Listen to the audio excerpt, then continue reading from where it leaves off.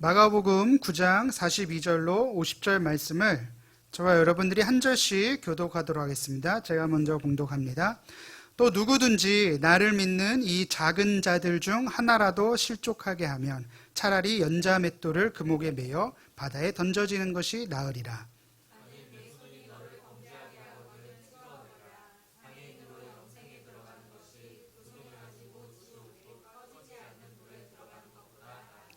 만일 내 발이 너를 범죄하게 하거든 찍어버리라. 다리 저는 자로 영생에 들어가는 것이 두 발을 가지고 지옥에 던져지는 것보다 나으니라.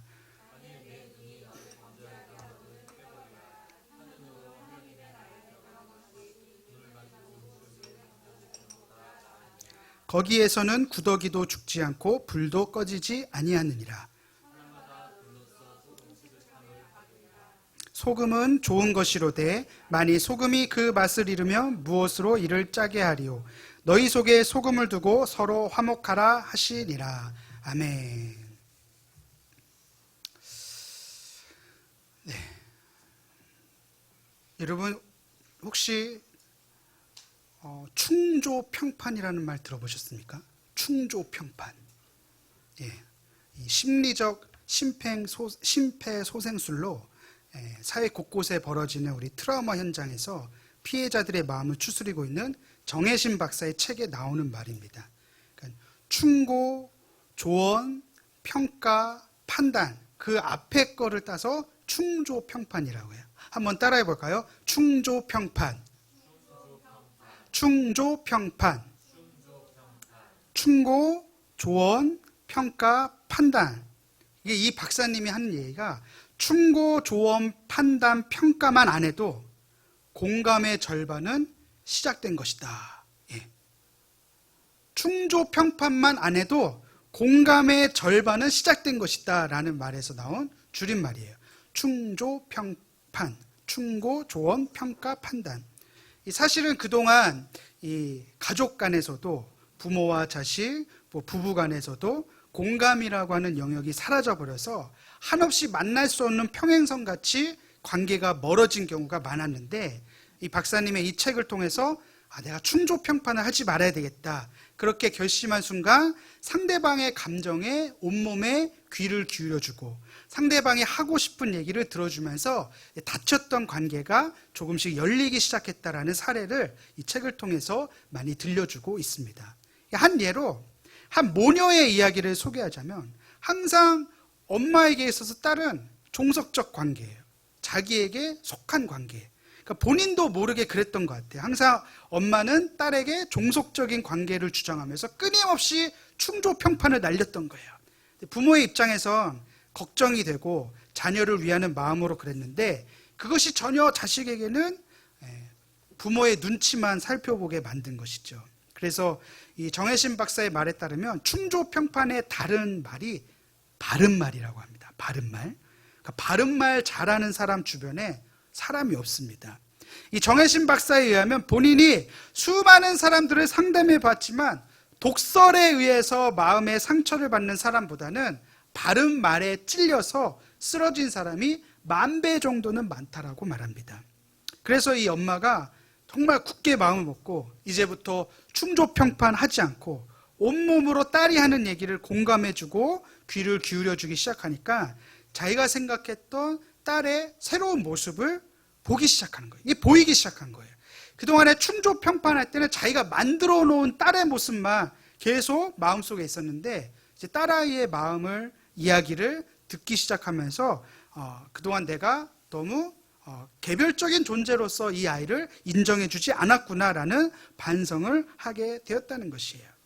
그래서 이 정혜신 박사가 우리에게 얘기하고자 하는 바는 우리에게 많은 것들을 말하고 있지만 때로는 우리가 신앙이라는 이름으로 강요를 하고 종속시키고 그럴 때 숨이 막히고 관계가 멀어지게 되는 경우가 있습니다.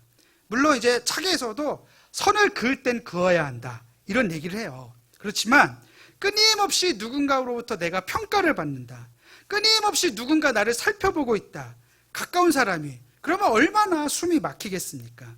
그래서 우리 모두를 개별적 존재로 객관적으로 대해주고 아무리 나이가 어려도 본인이 생각하는 바가 무엇인지, 본인이 느끼는 바가 무엇인지를 들어줄 수 있는, 경청할 수 있는 귀가 있어야 한다는 것이죠.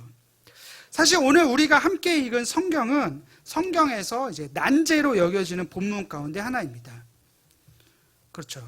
굉장히 과격한 말씀입니다. 내 손이 범죄하면 찍어버려라. 발도 범죄하면 찍어버려라. 눈이 범죄하면 빼버려라. 아니 무슨 공포 호러 영화도 아니고 굉장히 그로테스크하지 않습니까? 근데 실제로 우리 교회사 역사에 보면 오리게네스라고 하는 교부는 이 말씀 그대로 문자를 그대로 받아들여서 자신의 신체를 실제로 자르기까지 했습니다. 오늘 우리는 이 본문을 마주하면서 어떻게 이 말씀을 받아들여야 할까요? 먼저 이 말씀이 지난주에 우리가 함께 나누었던 말씀과 계속 연관되어 있다는 점을 알아야 합니다. 지난주에 우리가 함께 나눈 말씀이 섬김과 나눔이었어요. 제자들이 높은 자리에만 관심이 쏠려 있을 때 예수님이 섬기는 자가 되어야 한다 이렇게 말했고, 제자들이 배타적으로 자신들의 공동체 밖에 있던 사람들을 배제하려고 할 때 예수님은 물 한 그릇이라도 베풀어 줄 수 있는 나눔의 실천을 강조하셨습니다. 그리고 나서 나오는 이야기가 오늘 본문이에요. 그러므로 오늘 본문은 전체적인 맥락에서 우리가 이해를 해야 되는데, 과연 이 본문이 우리에게 주는 메시지는 무엇일까요? 세 가지로 우리가 말할 수가 있는데, 첫째로 예수님은 다른 사람을 실족하게 하면 안 된다라고 말씀을 여십니다. 우리 본문 42절 말씀을 우리 한번 다 같이 한 목소리로 읽어보도록 하겠습니다. 시작. 또 누구든지 나를 믿는 이 작은 자들 중 하나라도 실족하게 하면 차라리 연자 맷돌이 그 목에 매여 바다에 던져지는 것이 나으리라. 여러분, 여기서 실족하게 한다는 말의 의미가 무엇일까요? 이 프란스라고 하는 학자가 쓴 유명한 마가복음 주석에 의하면 이러한 해설이 나옵니다. 마가복음에서 이 실족이라는 용어가 쓰인 곳이 어디 나오냐면, 예수님께서 체포당하셨을 때 제자들의 변절을 가리킬 때 이 용어가 수동태로 쓰입니다. 그러니까 단순하게 실족하다라는 말은 발을 잘못 내디뎌서 넘어진다라는 뜻이지만, 여기서는 뭔가 믿음을 잃어버리게 한 거라, 아니면 신앙을 어그러지게 만드는, 변절하게 만드는 것을 의미한다는 것이에요. 그러니까 다른 이로 하여금 믿음을 잃어버리게 하거나 신앙을 잃어버리게 만드는 것에 대한 경고로서 오늘 이 말씀을 하고 계신 것이에요. 그런데 이 말씀 앞에 어떤 말씀이 나온다고 그랬습니까? 제자들에게 섬김과 나눔의 실천을 가르치지 않았습니까? 그러니까 이 본문이 위치한 전체적인 맥락을 보면은 이것은 예수님을 따르기로 결정한 제자들에게 경고하고 계신 말씀이에요. 그러니까 이 말씀이 던지고 있는 경고는 결국 저와 여러분들과 같이 교회 안에 있는 처음 나온 초신자들이나 어떻게 처음 예수 믿는 사람이 아니라 오랜 생활, 신앙생활하고 그리고 영향력이 있고 또 신앙의 연륜도 있고 특별히 예수님을 따르기로 결정한 제자들을 향해서 하고 있는 말씀이라는 것이에요. 그러니까 우리가 정말 신앙생활하면서 예수님께서 뭐를 강조하고 계시느냐? 섬겨라, 나눠라, 그리고 잊지 말 것은 작은 자들을 하나라도 믿음을 잃어버리게 하거나 신앙을 포기하게 만들어서는 된다, 안 된다? 안 된다는 얘기예요. 그 얘기를 하고 있는 거예요. 그러한 경고의 일환으로 손이 그러한 일을 하게 되면 찍어버려라, 단호하게 말하고 있는 것이죠. 사실은 구약 성경에서 자기 몸을 자해하는 것은 율법에 어긋나는 행위입니다. 그러니까 이 말씀은 예수님께서 경고하기 위해서 표현한 과장법이라고 우리는 받아들여야 한다는 것이에요. 그런데 연자 맷돌이 나오는데요, 우리가 생각하는 그 두부 만드는 맷돌을 생각하시면 안 됩니다. 연자 맷돌이나 당나귀나 소나 말, 이런 짐승의 힘으로 돌리는 어마어마한 맷돌을 말하는 거예요. 그러니까 작게, 크게는 뭐 거의 1톤 정도 나가는 무게의 그 맷돌을 목에다 메고 바다에 던져지면 도저히 살 수가 없겠죠. 그런데 중동 국가에서 15년 이상 사역하신 김동문 선교사님에 따르면 이 연자 맷돌의 무게는 작게는 300kg에서 많게는 1톤까지 나가는데, 문제는 맷돌을 메고 바다에 빠지면 그냥 죽음으로 끝나는 것이 아니라 시신을 찾을 수가 없는 문제가 발생합니다. 그러니까 시신이 없으면 장례를 치를 수가 없어요. 그래서 유대 문화에선, 중동 국가에서는 이 장례를 치를 수 없는 것은 대단히 치욕적이고 불명예로 여겨집니다. 그러니까 이 말씀을 제자들에게 경고하셨을 때 느낌이 어땠을까요? 아마 뜨끔했을 거예요. 동일하게 오늘 저와 여러분들도 어떤 그런 마음의 찔림이 있어야 합니다. 어떤 찔림입니까? 혹시 내가 작은 자들 중 하나를 실족하게 하지는 않았는가? 자기 자신을 돌아보게 만드는 것이죠. 제가 신학교 시절에 선무당에 사람 잡는다고 채플 찬양팀 리더를 한 적이 있었습니다. 그래서 규율을 아주 엄격하게 적용해서 많은 사람들을 피곤하게 만들었어요.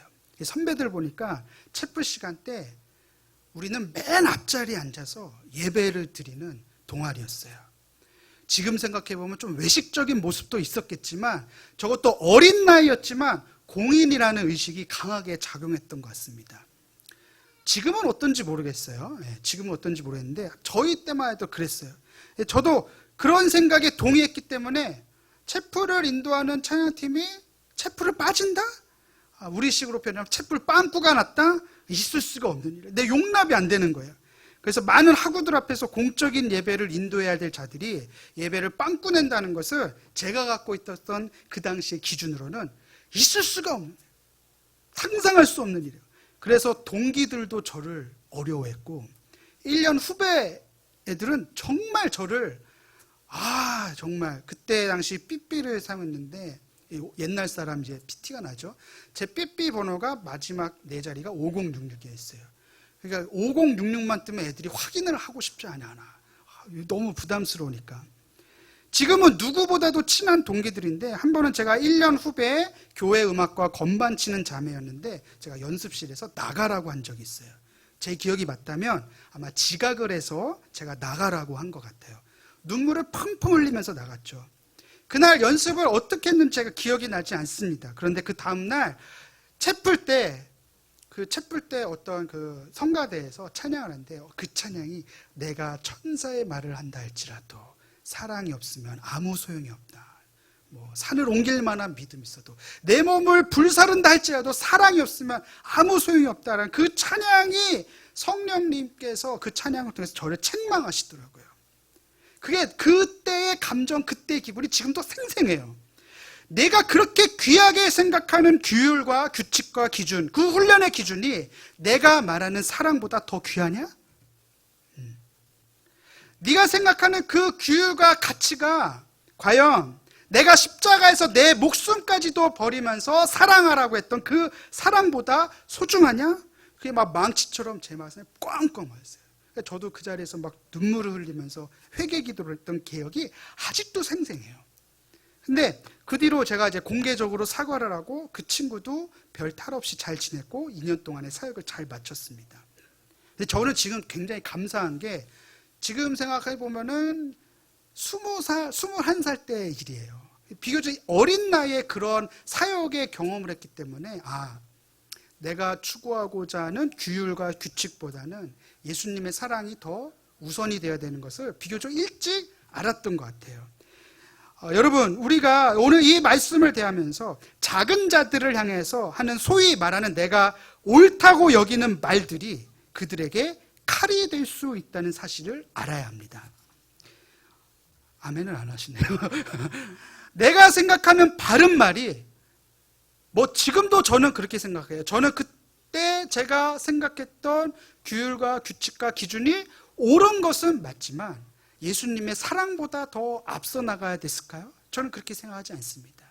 우리도 마찬가지예요. 내가 생각하는 옳음이 다른 사람에게 실족하게 만드는 칼이 될 수 있다는 그러한 생각을 우리 스스로 돌아봐야 한다는 것이죠. 그래서 예수님께서 오늘 우리에게 부탁을 하신 세 가지가, 제일 첫 번째는 작은 자들을 절대로 실족하게 해서는 안 된다는 것이죠.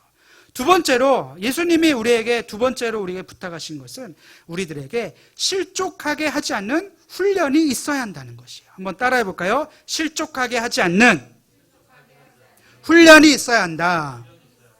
우리 다 같이 본문 49절 말씀을 한 목소리로 읽어볼까요? 49절 말씀입니다. 시작. 사람마다 불로써 소금치듯 함을 받으리라. 여러분, 이게 갑자기 갑툭튀예요. 실족하게 하는 사람은 연자맷돌을 메고 바다에 던지우고 그러한 죄악을 저지르지 않기 위해서 단호하게 해야 한다라는 말씀을 하다 갑자기 이 말씀이 툭 튀어나온 것이죠. 근데 성경을 자세히 보면 이 앞에도 불이 나옵니다. 48절 말씀에 거기에는 구더기도 죽지 않고 불도 꺼지지 아니하니라. 이것은 개인나라고 하는 지옥의 불을 말해요. 그래서 일종의 예수님의 경고죠. 그렇다면 우리가 읽은 49절 말씀 사람마다 불로써 소금치듯 함을 받으리라고 한 이 말씀도 경고의 말씀일까요? 그리고 많은 주석가들이 이 말씀을 어떻게 해석하느냐 의견이 분분하지만 이 말씀은 불로 연단을 받게 될 것이라는 의미로 해석이 됩니다. 성경에 나오는 불이 여러 가지 의미의 은유가 있는데 때로는 성령을 나타내기도 하고 때로는 하나님의 심판을 나타내기도 하는데 또 중요한 은유가 뭐냐면은 불로써 연단을 받는다. 대표적인 것이 잠언 17장 3절 말씀인데 우리 한번 다 같이 한 목소리로 화면을 보시면서 잠언 말씀 한번 읽어볼까요? 시작. 도가니는 은을 풀무는 금을 연단하거니와 여호와는 마음을 연단하시느니라. 여기서 말하는 도가니나 풀무는 이 제철소에 가면 이 쇠붙이를 녹이는 그릇을 말합니다. 아주 뜨거운 불로 단련시키듯이 하나님이 우리들의 마음을 그렇게 연단시킨다. 아주 뜨거운 불에 들어가야 불순물이 제거되듯이 하나님께서는 때로는 우리들의 마음을 그렇게 연단하신다. 다시 본문으로 돌아와서 49절에서 사람마다 불로써 소금치듯 함을 받는다는 것은 그리스도를 따르는 모든 제자들은 작은 자들을 실족하게 하지 않은 훈련을 반드시 거쳐야 한다라는 의미예요. 왜냐하면 소금이라는 것이 복음서에서 항상 긍정의 의미로 쓰이거든요.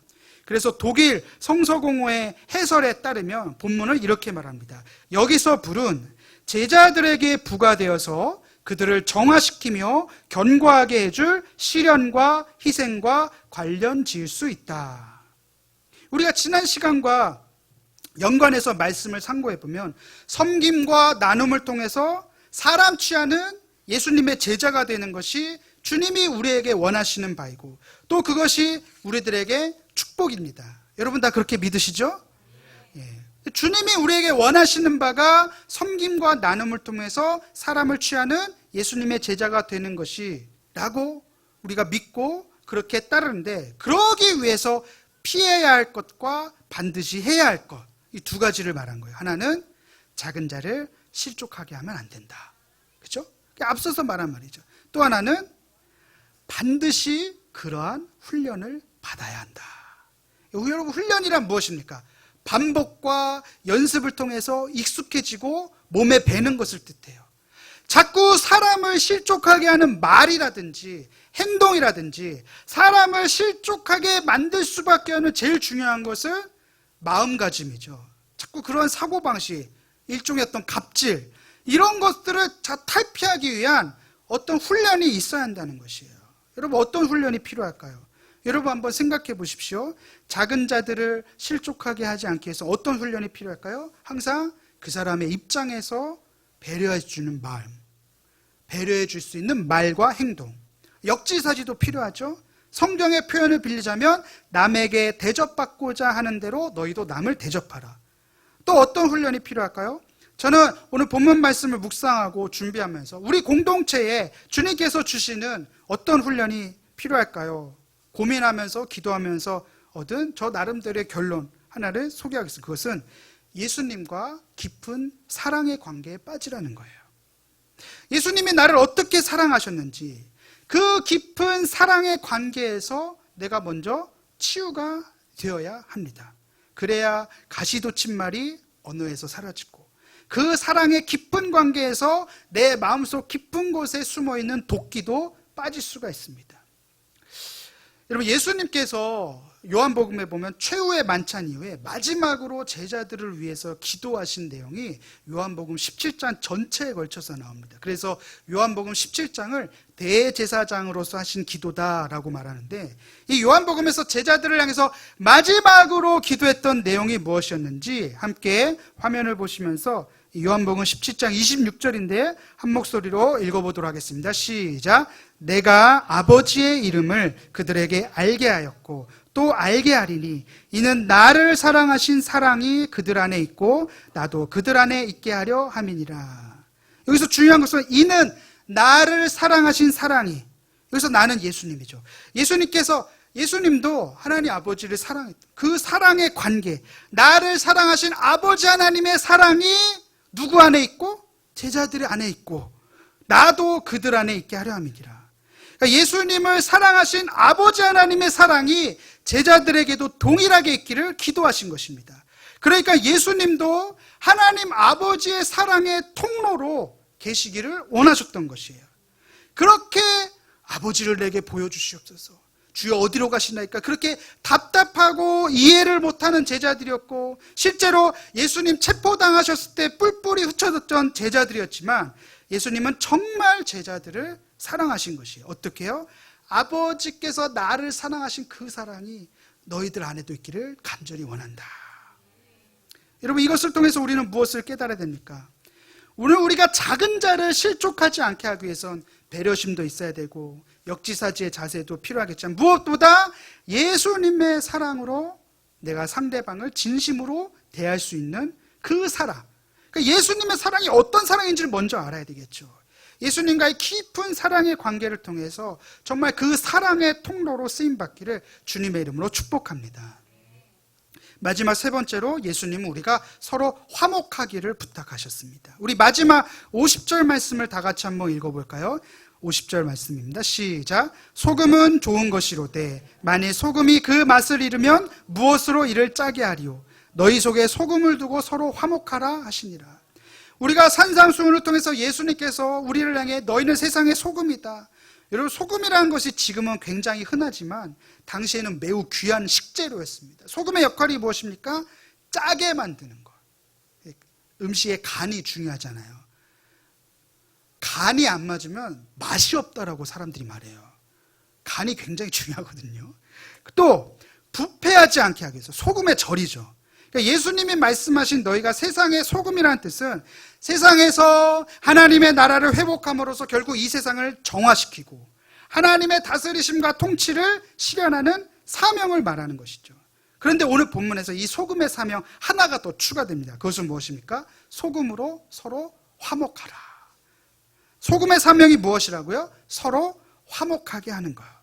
여러분, 구약의 말씀에 따르면 소금은 언약 제사에 드리는 모든 제물에 반드시 첨가가 되어야 합니다.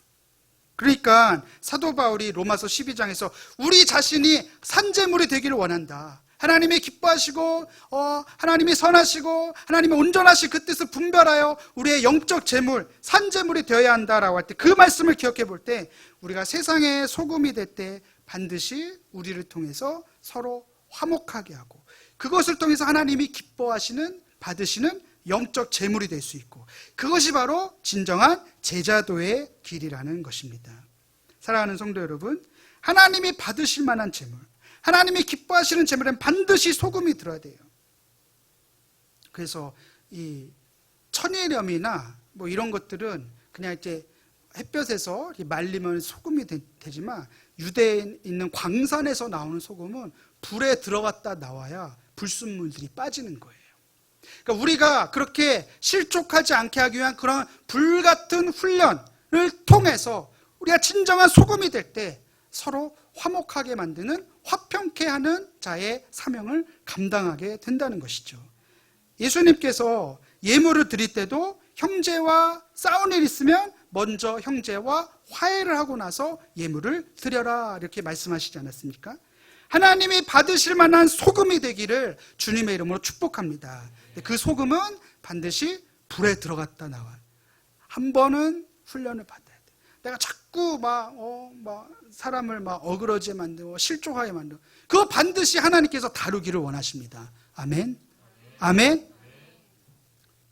사랑하는 성도 여러분, 2020년 첫 번째 주일 아침 오늘 우리에게 주시는 말씀을 기억하시면서 다시 한번 결단하시기 바랍니다. 나로 인해서 실족하는 영혼이 한 사람도 없기를 바랍니다. 이를 위해서 내가 결단하고 훈련받기에 주저함 없이 이게 훈련이구나, 이게 연단이구나, 내가 그 연단과 훈련 기꺼이 받겠습니다.